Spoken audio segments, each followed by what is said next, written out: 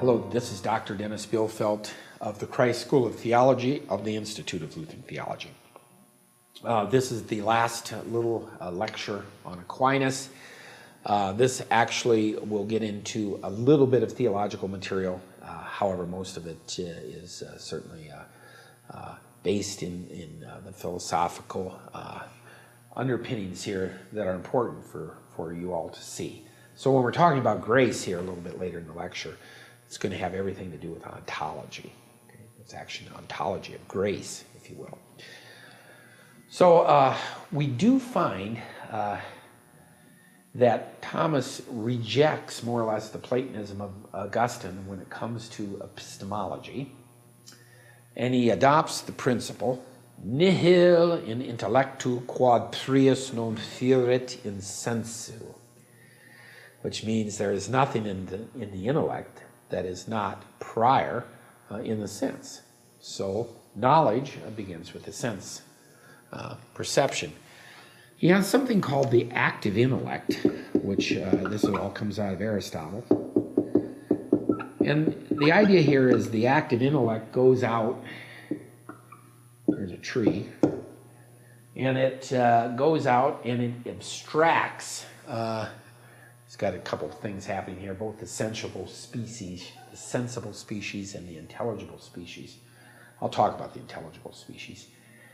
It abstracts the intelligible species from this thing, and it brings it back, if you will, and impresses it upon the potential intellect. This is part of his metaphysics of knowing. You could call it epistemology, but it is really quite a metaphysical kind of epistemology. So the active intellect goes and it abstracts the intelligible species from the thing, and it impresses it back in the potential intellect. So now we have the concept of a thing that is now in the potential intellect. We have the concept of a tree. Okay. All knowledge, then, of the particular tree, if you will, is mediated by the knowledge of the abstract universal. Well, we know that it is a tree of a particular kind, and this is now impressed within the potential intellect.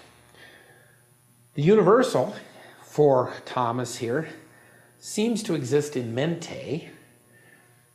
Philosophers can look at this in different ways. Because, of course, with Aristotle, oftentimes you say that the universal exists in the thing. Well, what exactly does that mean? We know that the intelligible species in the thing has now been abstracted from it and impressed in the mind. And we know the universal exists in mente. And different people... when you get into these kinds of moves philosophically, you're going to have different people make different kinds of judgments about what Thomas is. And I remember one of my teachers in graduate school, who was a metaphysician, said, well, you know, Thomas is basically an anomalist. Well, of course, he's not an anomalist like Occam is, clearly. Yeah, at any rate, it depends on... Much has to do with the categories you're assuming. What are your identity conditions, if you will, for realism over and against nominalism? Even though the universal exists in mente, even Thomas, with his Neoplatonic orientation, still claims that there is a sense in which the universal exists ante rem, that is before the thing, in the mind of God. And I think that's interesting. You get into these texts of Aquinas, and they go in directions you don't think they'll go. Because, of course, Aquinas was not a Thomist, right? He was much deeper than that, I think. Okay, now, it's very important to understand what law is in Aquinas. So I'm going to say this slowly. Law, right, is the reasonable ordering of things for the common good, and it's ordered and promulgated by a competent authority.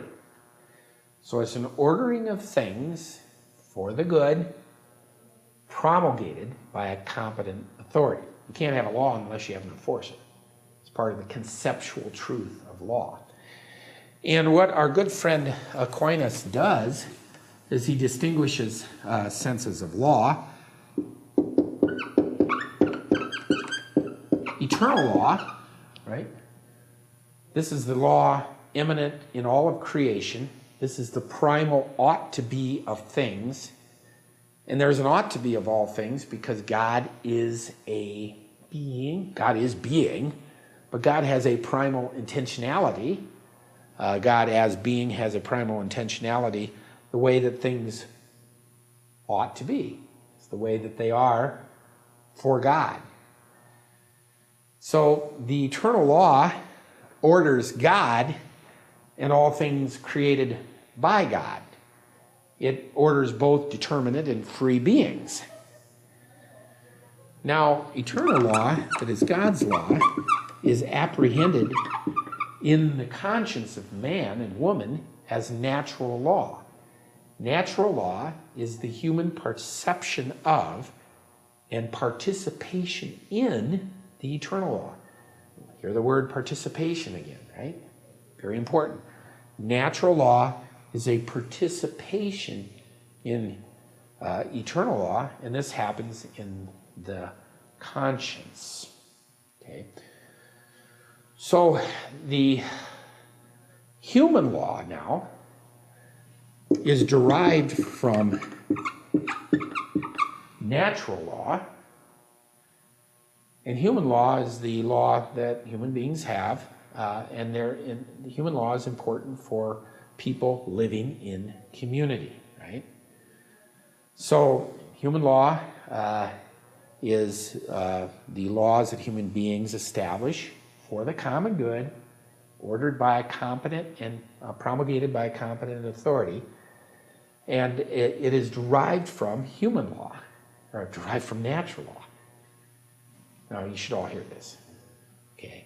Human law is derived from natural law. Of course, we're living in a time where natural law is a bad thing, right? Somebody says natural law, somebody's going to say, oh, they're shoving their values down my throat.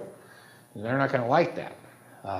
So now we are trying to do, seemingly, we even have courts, we're doing all this law, but we don't believe in natural law. Well, where's the norms coming from, right? For Aquinas, we have a discriminating norm. That's our human nature is created by God. A binding norm, that's the divine authority itself. And a manifesting norm, norma denuntians, is human reason itself. And it's all tied up in normativity because, of course, God is normative. This ties up with normativity. Divine law is a set of specific divine commands that God has. So this is our little lecture here having to do with law. I'll come back with one more quick lecture for Aquinas having to do with grace, and we'll connect this up with being and other things. So this is Dr. Dennis Bielfeldt of the Institute of Lutheran Theology. Thank you.